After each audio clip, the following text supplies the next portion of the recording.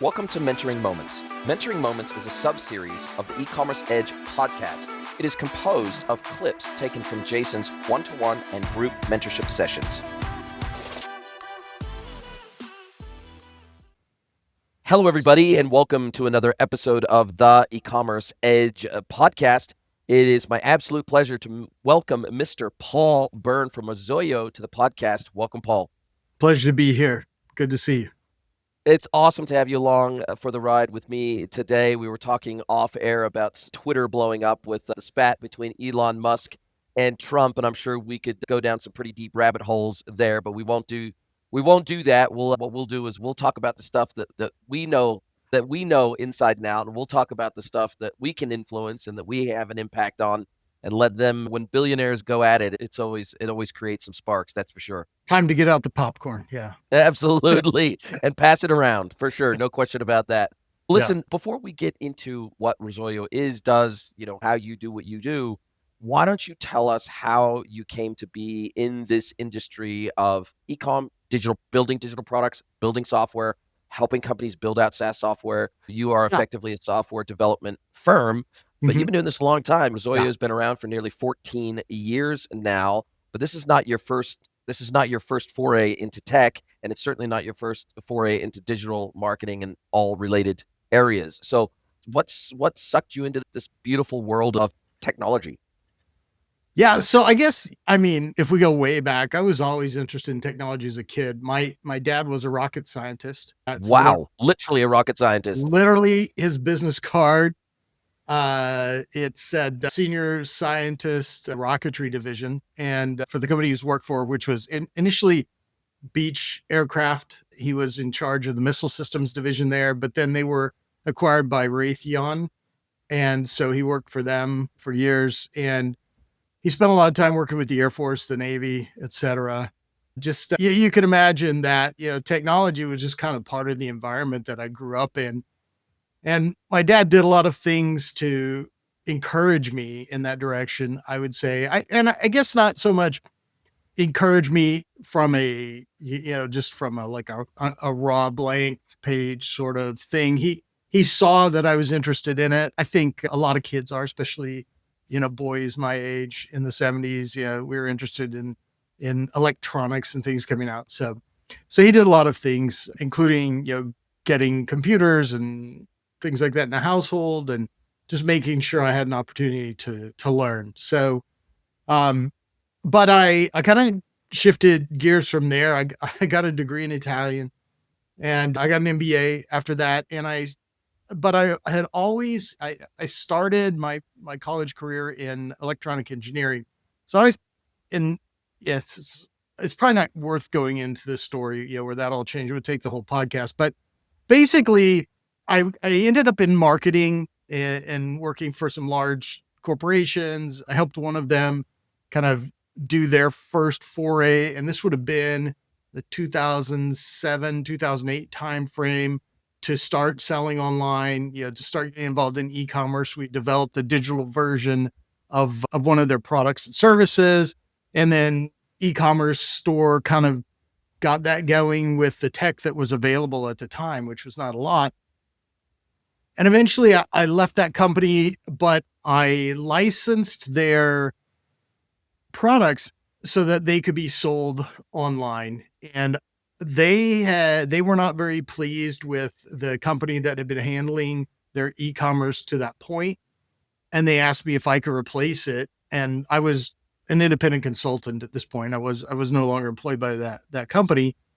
And I said, sure. I had no idea how I was going to do it. But within 3 weeks, I had used a platform called Pro Stores, which was an eBay. I remember Pro Stores. I remember back in the day, obviously, I was involved in the Magento community when the whole eBay, GSI, Magento tie-up happened. And yeah, I remember the vision of the X fabric back then. Oh my gosh. So yeah, just to take a slight tangent, I don't know if you'll be able to see this that well. I could see it. I could see the X. Yes. The X.com. Wow. So I picked that up at the conference that you're talking about where the fabric was introduced, sponsored by eBay. Yeah, they spent $1 billion on that product before they retired it. Yep. But and you probably knew Magento when it was Varian, right? Yeah, absolutely. Yep. Magento Day. So I was not aware of Magento at the time, and I really was not qualified to work with open source software. So I worked with Pro Stores to get this website up and going. And lo and behold, within months, we were the largest merchant on that platform in Texas. And I think one of the top 5, worldwide. And eBay was doing an event in Dallas, and they invited me to come talk to the Pro Stores folks who were also attending the event.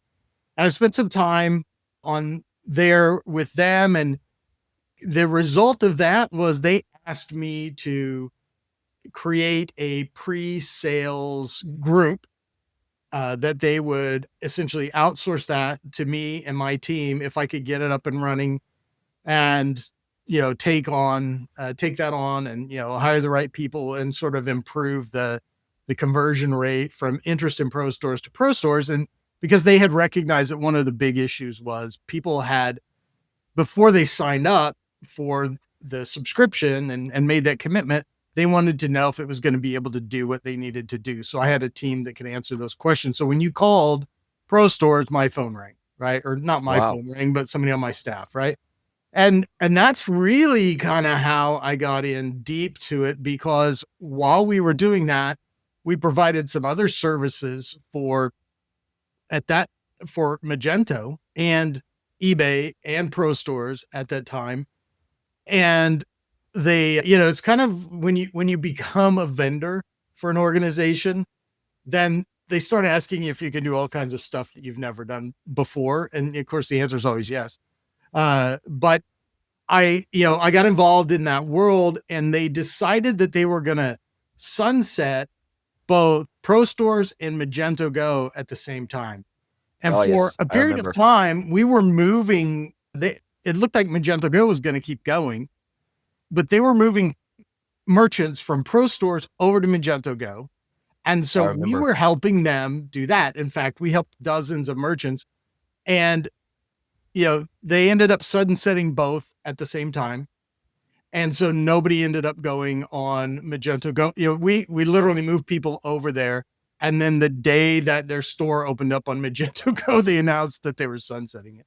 Yeah. Well, I And remember that whole saga, and yeah. Magento. I was working in a Magento agency at that time, Oh, yeah. Yeah. and we never migrated a single customer to Go, and I'm so thankful we never did. Magento is a self-hosted platform. It's a self-hosted Yeah. architecture. It is not a SaaS architecture. When you try to SaaSify Magento, we've got it's so interesting when you've been in this industry for as long as we No. have, certain patterns replay over and over again. And I see Adobe trying to SaaSify Magento right now, and it's bringing back horror stories of the Magento Go days. And it's so interesting to see this replay over and over again, and for Yeah. people to think that you can SaaSify a on-prem architecture product. It's insanity. So it's super interesting to see it play out Yeah. all over again. Yeah. And of course, Adobe has a long history of just destroying open source software, but Yep. that they've acquired over the years. I was reading something on X today about how, there were so many doubts around this platform. Now, they've got a lot of developers on staff. So if anybody can do it, Adobe can do it. I'm just not sure anybody can do it. Yeah. That being said, like, that's how we got into it. So we already were in contact with all of these merchants that were either still on Pro Stores or they were on Magento Go, and they needed a home. And I hired my first Magento developer at that point, who was also my son. And we started from there, building open source sites with Magento. And, we did that we still do that today. We still work on Magento. There's a lot less business there, but as an agency, but we still have a fair amount of Magento business. Honestly, like, as with the trend, we have migrated a number of those merchants over to Shopify or BigCommerce or one of the SaaS platforms. And we also have got into sort of filling in the gaps of the SaaS platforms. And that's where we started in our application development business. And so we started offering our own SaaS as plugins to Shopify, BigCommerce, etc. And we've since created a number of SaaS platforms for business intelligence, other industries. Like we do full scale web application and SaaS platform development now. And it's a lot of it is kind of, you know, over the years, I developed a rule of thumb. Actually, I don't think I developed it. I'm sure somebody told me this, that you, and I think I learned it when I was working at Pizza Hut of all places. I was in their marketing division, is that you don't want a new product. You want it to overlap with 80% of your of your customer base. You don't Yep. want to go 100% into unexplored territory, and you don't want, it to be 100% your current customer base, or you're just going to cannibalize your products. But you want it to be, in that 80% range. And of course, marketing people throw around numbers as if they had any idea what they mean, but the principle is correct, right? It's that you're going to find new business in areas that are adjacent to what you're doing now, because that's where you have the credibility, that's where you have the knowledge, and that's where you have the customers to deal with. So that's kind of what we've been doing. A lot of it is e-commerce based, but some of it is honestly like has nothing to do with e-commerce. But those came later when we had already established our SaaS application development. So that's really where we are, and or how I got involved in it from that standpoint. You've been in it right from the very, very earliest days where every Yeah. single thing we did in e-commerce was difficult. There was nothing easy back in the day. I actually No. started Yeah. with OS. My career started with OS Commerce back in the day, and Still the around. agent, Yeah. still alive and kicking, surprisingly. Yeah. And the agency that I was working in at the time, we also developed our own SaaS e-com application and our own SaaS. It Yeah. wasn't called SaaS back then, but it was just it was an application that was available through the web browser, and it Mhm. was very simple. It was very basic. We had a Yeah. CMS that was available through a web browser, Mm. but we needed more powerful tooling to Yeah. build e-commerce stores on, and OS Commerce had a lot more Yeah. capability and functionality at the time, and so we started building stores on OS Commerce. And Yeah. wow, that was my first pure play e-commerce business. We built the business on OS Commerce Yeah. and ran that for 7 years. And yeah, it was a very fun time to Yeah. be in the e-commerce world. But the thing that I like about your experience and mine is that what that has allowed us to do today is to recognize patterns that we keep seeing happen over and over again. Yeah. And one of those patterns that we saw, the pattern of mobilization and web, right? We saw there was so many trends that happened during this time. I remember when websites were built in frames. I remember when websites were built in Flash. I remember when Google ruled absolutely everything, and technical SEO was a real true skill to have. And when people put expert Googler on their CV, it actually meant something, because not everybody could get the most out of Google at the time. Yeah. And so there certainly was a whole learning curve associated with the beginnings of this industry. And unless you were there at the time, it's hard to appreciate just how easy setting up a Shopify store is in comparison to how Oh, it used to be good to get heavens. up and running with e-commerce back in the day. So it's easier to set up a business today, but I think it's harder to be successful today than it was back then. It was when I first set up my pure play, we were paying 5 cents a click to Google, right? For AdWords. It wasn't even called Google Ads. It was just called Google AdWords. And I tell you, it was like turning on a tap. And it was almost unfair how easy it was to make money on Yeah. the internet back in the day. Yeah. The biggest issue we had to deal with back in the day was a credibility factor. People didn't trust the internet. They're like, hey, if I put my credit card in on this thing on the internet, are they going to steal my credit card details? Am I even going to get the goods? One of my early clients. So we started, about 10 years ago, we started doing these tech evaluations of implementations before we sign on a client, because we Yeah, wanted to know, like, got to do an audit. yeah, what are we stepping into? And it turned out that this particular merchant had a website that was selling relatively expensive stuff. And we said, okay, so who's your payment processor? And they're like, oh, it's such and such. And I don't remember who it was, but I knew that that particular payment processor did not have an online portal. They had machines, right? Yes. And they were known for providing machines to, nail salons and haircutting places and stuff like that. And I said, so like, no, but who are they affiliated with? Is this like, I don't know, an authorized.net or, and they're like, no, no, no, no, no. So we have a form on our site that collects the credit card information. At the end of the day, we type it into the machine and then we take the payment, when we ship the product.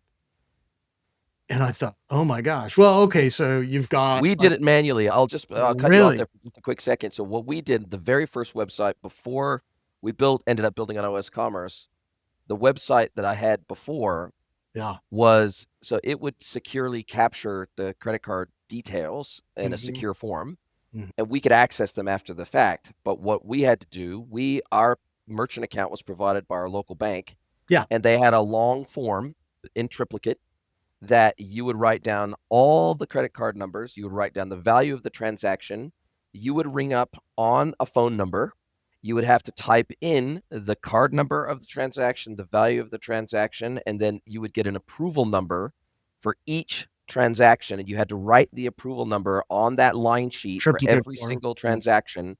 Then you submitted that to the bank in paper at your local bank branch, and that would ultimately, like in a week's time, be settled down into your account. This was still in the age of the zip zap machine for Yeah. physical shops, and this was effectively a zip zap machine that you could do in bulk, where you could manually write down 50 Yeah. transactions on a page and submit those in bulk and have the transactions executed in bulk.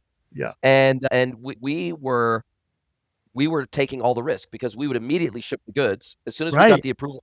As soon But as we got the approval number, we would ship the goods, and then if there was a chargeback issue or anything else, then that we would find out about that a week later.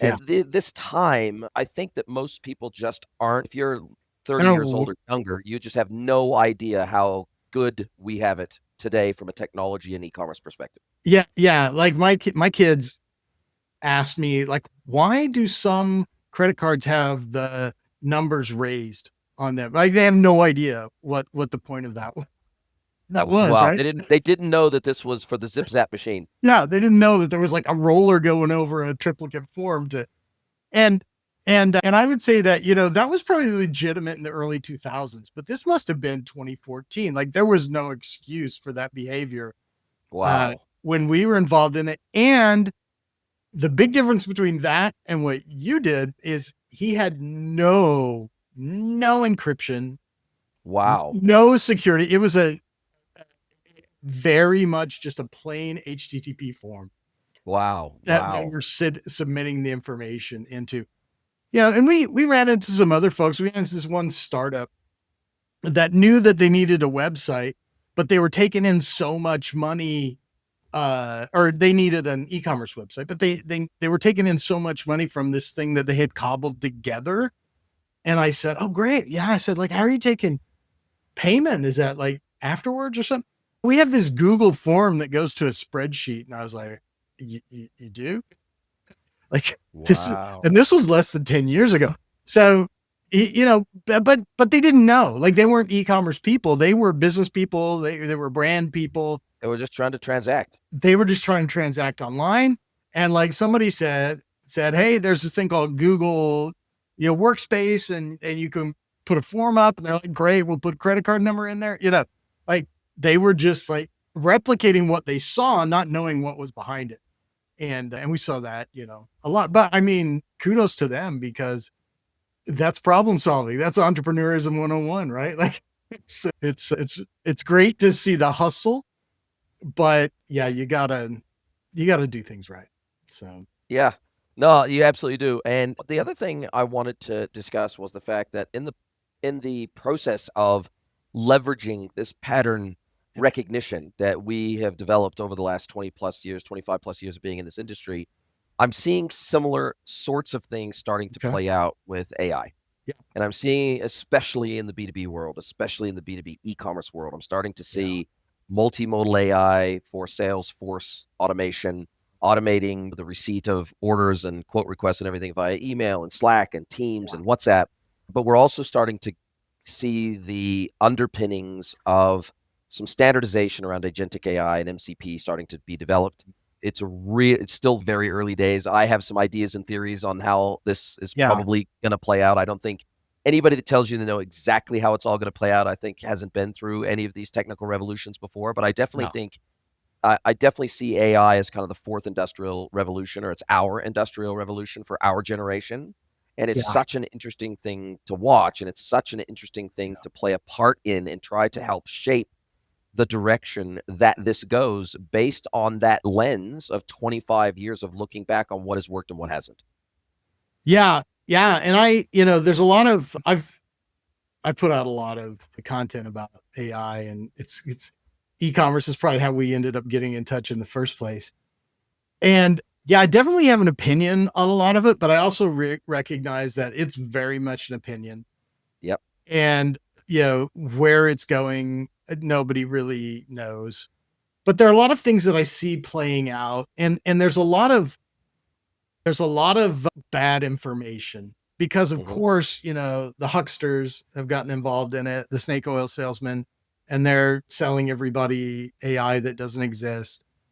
And one of the things that I've noticed, especially when you talk about agents and AI agents, there's people tend to conflate agents and workflows. And what they really have is a workflow. An agent creates its own workflow. And AI is just not good at that. I mean, I certainly wouldn't give it my credit card, right? I wouldn't have it book my flights. I wouldn't have, I wouldn't do any of that. I'm going to have to intervene. And even then, I'm going to be a little suspicious of kind of what's going on if the agent, the workflow is being created by the AI itself. It just does not work yet.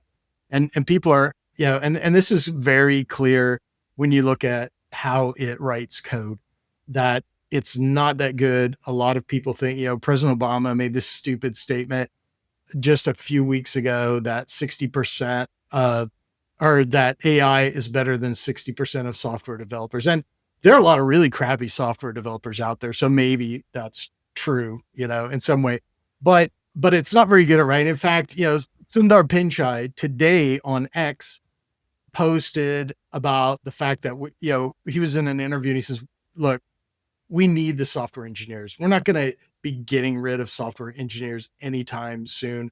We need those guys. There's just absolutely no way that we're going to give them superpowers, but we're not going to get rid of them. Yeah, but we're not going to get rid of them. We're just going to make them stronger, which is the best way to approach it, in my opinion. But that's hard for somebody who sells an AI that supposedly replaces developers when he can't replace his own.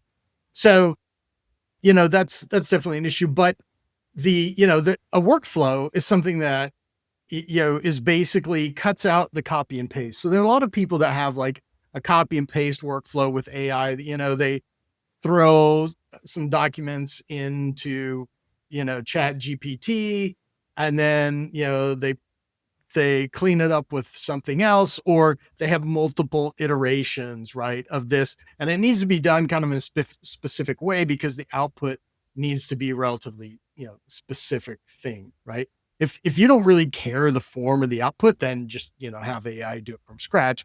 It's not going to be very good, but you'll get something, right?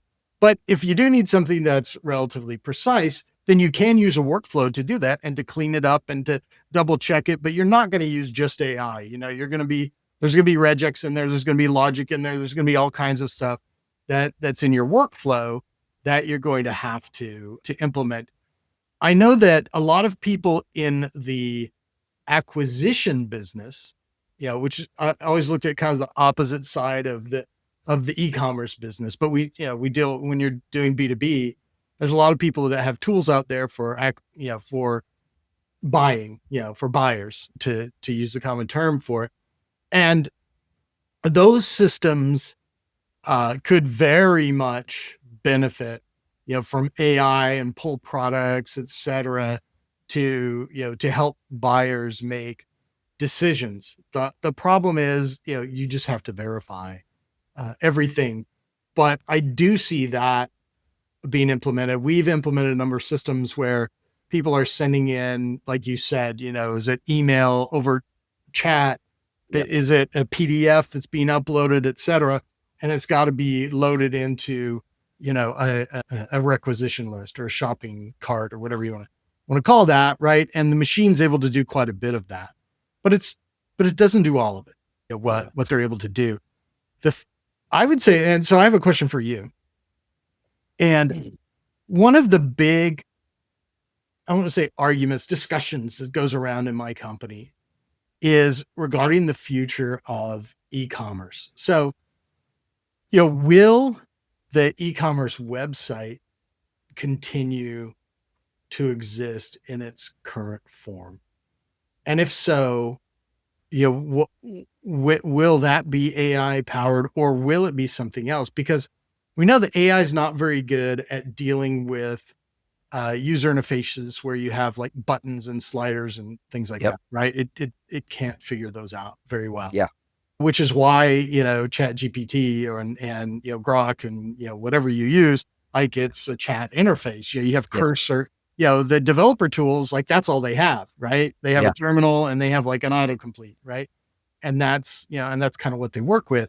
So from your standpoint, like, are we going to go all out sort of chat voice? Are we going to ditch the web interface, or is there still going to be room, or how much room will there be, and how much interest will there be in e-commerce? Because I got to tell you, like, I just go back and forth on this. Like, I really don't like even the great e-commerce websites. I hate shopping on Amazon, Yeah. which is probably more for business decisions than anything else. But I don't like the interface. I Yeah. don't like the way it provides search results. It seems like the more AI they apply, the worse it gets. Yes. So what's your point of view on that? Like, are we going to go to a non-interface voice and, maybe images on a phone, or like, what are you thinking? Where's this going to go? Yeah, look, I guess I've had a problem or I've had issues with the current format of e-commerce interfaces for a very long time, but it doesn't just end with e-commerce websites where I have a problem. I find it frustrating that I can't speak to all my software. Like we're to a point now where I should be able to tell my software what I want to achieve. Yeah. I shouldn't have to hunt and peck around through a menu. I shouldn't have to go into 3 deep drop downs. I shouldn't have to, when I'm logging into Xero, I shouldn't have to tell it, click to the reconciliation page and then rifle through some transactions and then try to match them up and make sure that they reconcile. And then, okay, this was a split transaction, so I need to tie, here was one fee out, that ties into 2 invoices over here. So I got to select the 2 invoices to the 1 transaction out. And so I've been frustrated by the current paradigm of the 2D screen type of it, whether it's a phone, whether it's a laptop, whether it's a TV, it doesn't really matter. The frustrations with the 2D interface, it is very frustrating. And the fact that we can't, I grew up in the era of Kit, the car, like David Hasselhoff, and being able to He just talked to his car. Yeah, it was great. just talk to my car. And we're getting very close to that. You can already have pretty decent conversations with ChatGPT today in voice mode. On the mobile app in particular, you can have a pretty decent voice mode conversation with ChatGPT, but it's still very much question and answer. It's not led by the AI, it's led by you. And so in that sense, it's like a super advanced autocomplete. It's like a super advanced form of Google search, right? It's a super conversational version of Google search. And so do I think that e-commerce will remain the way that it is? Absolutely no question it will not, but it's what does the timeline look like? Because I have been wrong on timelines of tech adoption more often historically than I have been, especially in terms of pace. How quickly do we think these things are going to take hold? And I was probably bearish for longer on mobile than I should have been. Mobile got adopted probably quicker than I would have thought that it could have got adopted once the iPhone 3G came out. It was like, whoa, okay. Within a couple of years, it was Everybody had a smartphone. because I went from like a BlackBerry Pearl to like an iPhone. And it was like the difference between this supposed smartphone of the BlackBerry to the iPhone. It was like they were not even in the same planet of technology. But I also recognize that the thing that made the iPhone great was the app ecosystem. And it's all about the apps, stupid is what I like to say. It's the same with Shopify. Without 12,000 apps in the App Store, would Shopify be as successful as it is? No. Would Android be successful without Google creating its version of the App Store? Absolutely not. And so as I look back through history of technology being adopted at scale, it's all about the ecosystem that grows up and springs up around that ecosystem. And when I think even back to the age of VHS and beta, because I'm old enough to remember when VHS and beta were going head to head in the market, and VHS actually had a lower resolution. It was not the best format, but ultimately it got adopted faster than beta, and therefore beta went away and disappeared.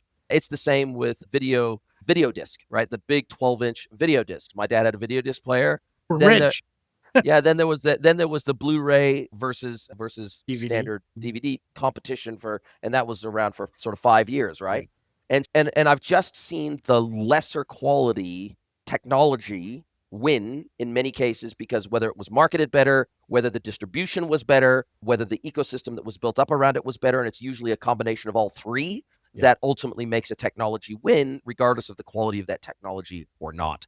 And when I look at the web interface of today, it's like the mail order catalog, the original Sears mail order catalog of Not that 100 plus years ago, but digitalized. That's what it is. And so do I think that there's a lot of room for improvement in that? I just think about the fact that if I go into a jewelry store today, the person behind the counter is not just going to go, "So, what would you like to buy today?" That's not what they do. Who They are you ask you shopping questions. for? What? They ask you 20 questions. You don't have to ask them a question. They ask you 20 questions, and then they narrow it down to 3 or 4 items, and they put it up on the counter to show you. And not only that, they're looking at how you dress, how you groom, how you speak, etc., like trying to figure you out as a person.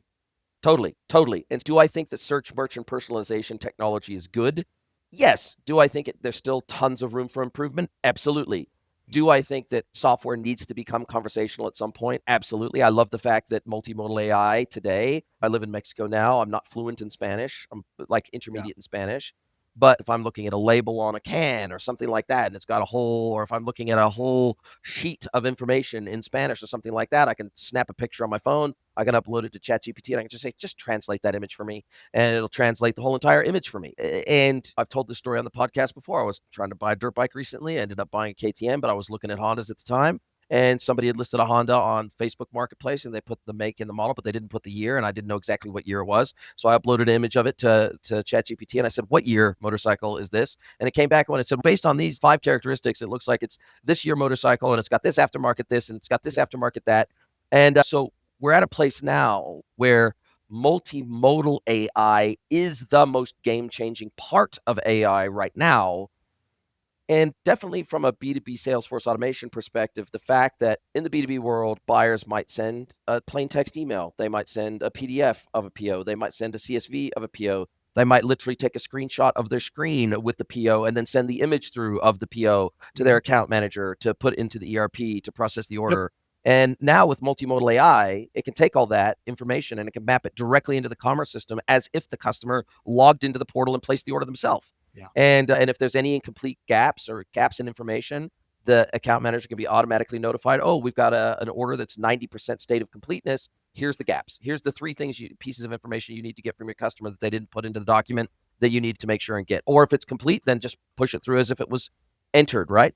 And so definitely think AI is that was a very long roundabout way of saying, no, I do not think the current storefront interface of e-commerce it's destined for the scrap heap. How fast that happens is still a question mark, I think. I think headless storefronts are not needed by 99.9% of B2C, D2C, or B2B merchants out there. But what I think is interesting is that effectively in that Salesforce automation component I talked about there, that is headless commerce. So we're exposing the catalog, we're exposing the order API, we're exposing a quotes API, we're exposing the inventory API. I can request a price, I can request inventory, I can request how fast can you get it to me, I can request. Those are all now headless channels for commerce. That is effectively what they are, and that's an exciting thing for me. Yeah, and we're very much in an in-between stage right now. Like, you can go on to ChatGPT and tell it, "Hey, I'm shopping for something. I want to buy this thing." Yes. And have it interview you and it will actually, present products in the chat Yes, with and links. images. Yeah. But you have to hit the link to go over, to purchase it. There's not, and I know every, tween and preteen out there wishes that they could just look at TikTok and say, "Oh, I'm send me the shoes that she's wearing, in that dance, whatever Yeah. video that she's doing." Right? We're not there yet, but So that's not those shoes still have to be linked to a TikTok shop product to be able right. to execute the transaction. Right, right. And my daughter has a TikTok shop. She and her husband, they sell equipment for lacrosse teams, and they have a very interesting business, but they do sell on TikTok, and they have a couple of videos that have kind of gone viral to a certain extent and driven their sales. But and I'm trying to figure this out because I'm not exactly what you call the TikTok demo. I'm not a big, heavy TikTok user. Although I do, have a very healthy respect for the platform. But they, even though you can purchase directly on TikTok, probably 9 out of 10 of their purchasers who find the product on TikTok still click through and buy it on their Shopify store. Right. And Yeah. I don't know what that's all about. I Yeah. think, I think, now that Google has absolutely destroyed search, nobody likes to search on Google anymore. Everybody's searching in an LLM of some kind. You got to get your products in there. You got to make them easy to purchase from that. And that's going to be the thing that, we're figuring out. I think, from here on out for the next, 5 years.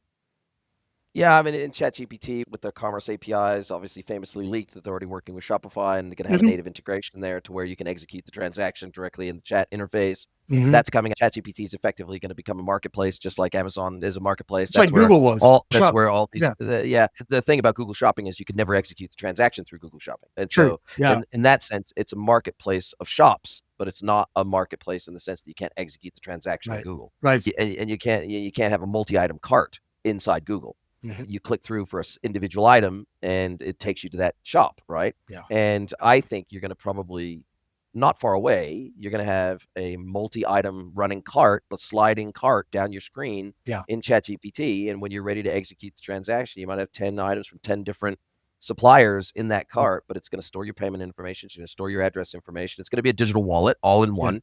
And you're going to execute the transaction right then and there. And then it's going to, via API, it's going to connect to all the stores and it's going to execute the transaction on your behalf agentically. And Yeah. that's exactly that. And that's where it starts. But I think also in that medium term period, there are going to be agents that get spun up for every visitor that comes to a site that is your personal shopping concierge. If you want to go into voice mode, if you want to go into conversational mode, you're Yeah. able to do that.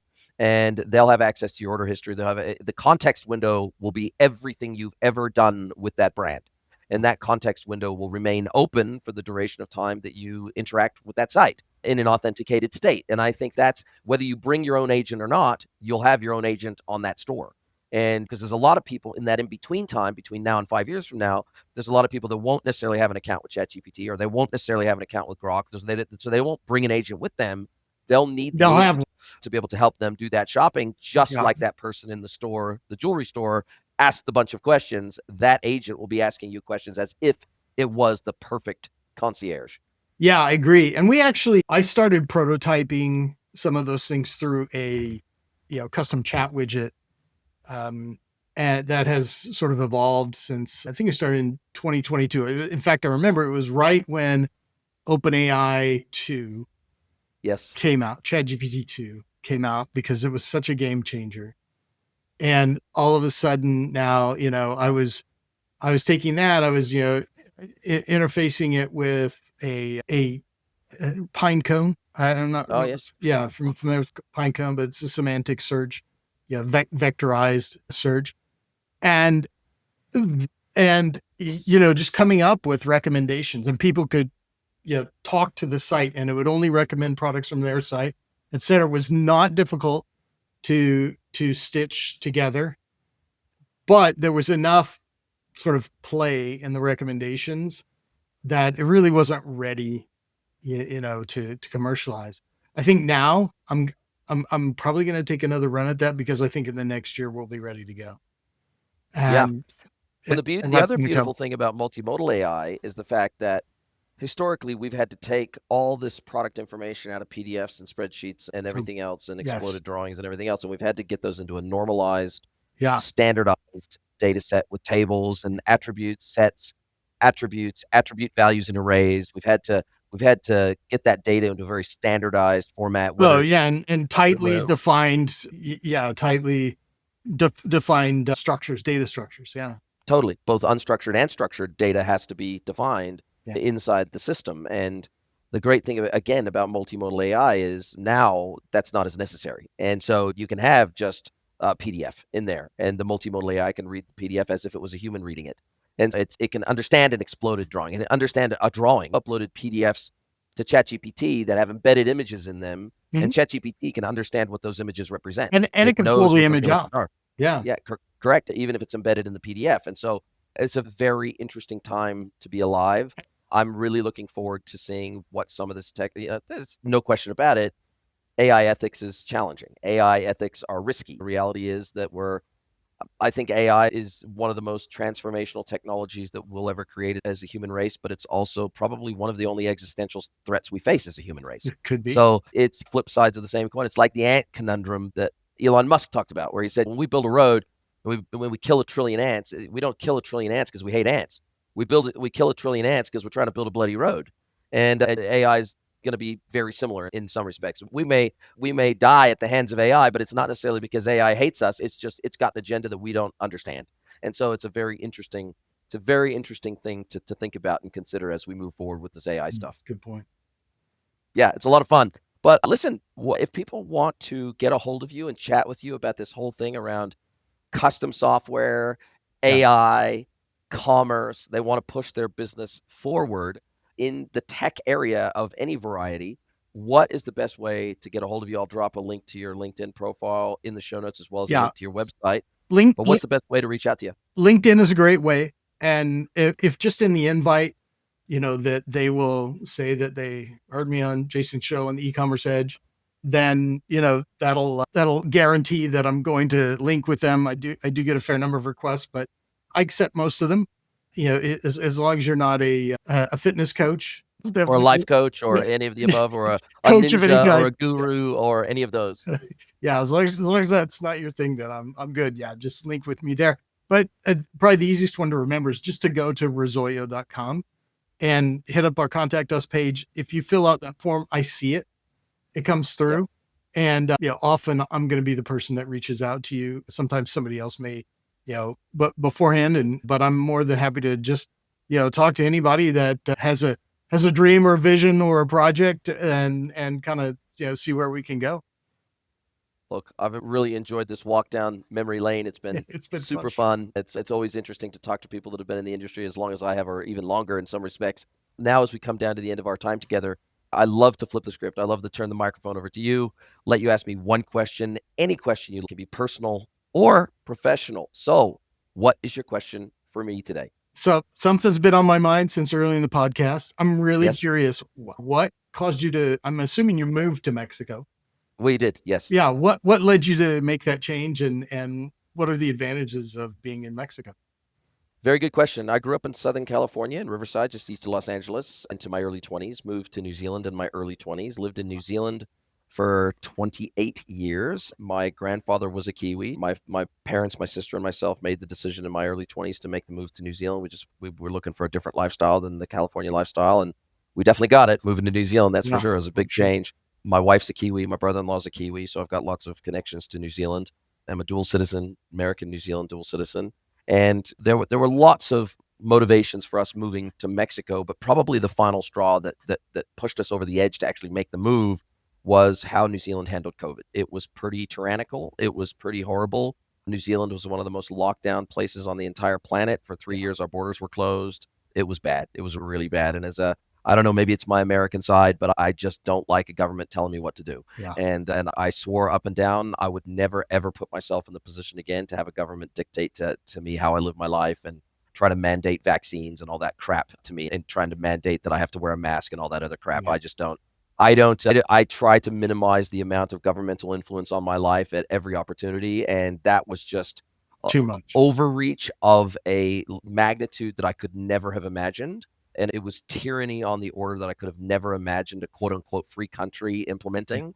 And that was the last straw. And we were like, we're getting the hell as soon as we possibly can. We are getting the hell out of this country. And it was easy for them to lock down the country because there's a couple of islands. Ah, It's easy to enforce. It's not like you can just hop across the border and go to another country. You're stuck. And so we were on a couple of prison islands for 3 years, and we mm, just said no, never again.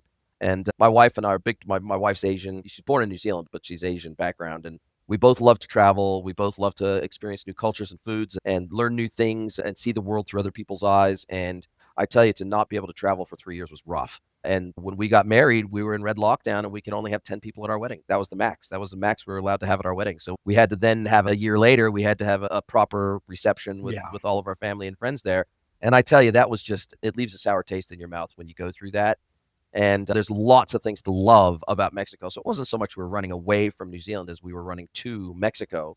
And from the food, the culture, the weather, the cost of living, easy access to the United States. I got lots of clients in the US, so it's easy for me to hop across the border and catch up with them and speak at conferences and events. And Mhm. yeah, for us, it's been a great move. We bought a house here in Puebla City. So Puebla City is about 2.5 hours southeast of Mexico City. So we live here in Puebla City. And the house that we bought here cost us about 1/6 of what the equivalent would have cost us in Auckland. There's so many things to it, and the weather here is like San Diego, so we've got perfect weather Yeah. pretty much year round where we live, Great. and that's really attractive. It's Yeah. really attractive. When you come from a relatively cold, wet country like New Zealand to a place like this, the weather is actually a big deal as you get older. It really is. Yeah. Yeah. No, absolutely my pleasure. We'll look, the door's open. So if you ever decide to head to Mexico, we got a spare bedroom for you. But listen, All right. Well, Paul, Byrne, this has been a fabulous conversation. I've really appreciated your time. Can't wait to speak to you again soon.